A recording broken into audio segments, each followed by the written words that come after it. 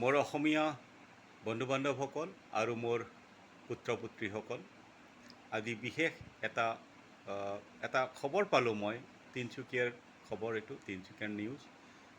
Social মিডিয়াত পোৱা যে কোনোবা আমাৰ অসমীয়া যুৱক এজনক যিজনে ডেলিভাৰী বয়ৰ কাম কৰে, তেওঁক কোনোবা এটা বিশেষ শ্ৰেণীৰ গাঁৱত নাইবা বস্তিত তেওঁক পিটন দিলে।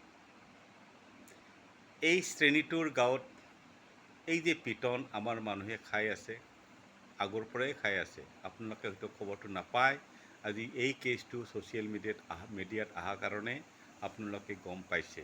আৰু এইটো আগলৈকে থাকিব আৰু বাঢ়িব। এইটো আপোনালোকে বিশ্বাস কৰক, এইটো বাঢ়িব। কথা হ'ল কি, মই কথাটো কেলৈ আলোচনা কৰিব খুজিছোঁ আপোনালোকৰ ওচৰত। মই গুৱাহাটীবাসী, শুনক, আমাৰ গুৱাহাটীত আগতেও মই কথাটো কৈছোঁ, প্ৰতিটো কলনীতে অলিয়ে গলিয়ে সেই শ্ৰেণীৰ মানুহবিলাকে ব্যৱসায় কৰি আছে। আহে, বাইদেউ আমুকটো লাগিব নেকি, তামুকটো লাগিব নেকি, মূৰত গামোচাখন বান্ধি আহে, নাইবা গলত গামোচাখন মেৰিয়াই আহে। যে অসমীয়া ভালকৈ ক'ব পাৰে নোৱাৰে সেইটো বেলেগ কথা, কিন্তু অসমীয়া গামোচাখন থাকে দেই। আৰু আমি অসমীয়াবোৰে তাহাঁতৰ পৰা বস্তু কিনি আছোঁ, তাহাঁতক বিৰাট এণ্টাৰটেইন কৰি আছোঁ, তাহাঁতৰ বিজনেছ বঢ়াই আছোঁ। কিন্তু কথা হ'ল কি, এতিয়া অসমীয়া জাতিটোৰ ওপৰত মই কি কমেণ্ট কৰিব লাগে?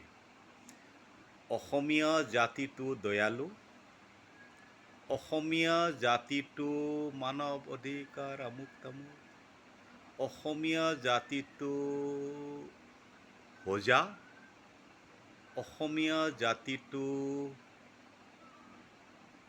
মূৰ্খ, অসমীয়া জাতিটোই জয় আই অসম আমুক তামুক বকি থাকে, কিন্তু জাতিটোক ভাল নাপায়। কি ক'ম? আজি এইহেন পৰিৱেশতো যদি আমি কথাটো বুজি নাপালোঁ, তেনেহ'লে কেতিয়া বুজিম? দেৰি হৈছে, ঠিক আছে, দেৰি হৈছে, আমাৰ মানুহৰ ৰিয়েকশ্যনত দেৰি হৈছে, চৰকাৰৰ ৰিয়েকশ্যনত দেৰি হৈছে, কিন্তু আৰম্ভটো ক'ৰবাত কেতিয়াবা কৰিব লাগিব। হে ৰাইজ, অনুৰোধ কৰিছোঁ, আৰু সময় নাই। এতিয়া যদি নকৰে, তেনেহ'লে অসমখন পশ্চিমবংগ হ'বলৈ আৰু বেছি সময়, বেছি দিন নাই। জয় আই অসম, জয় হিন্দ।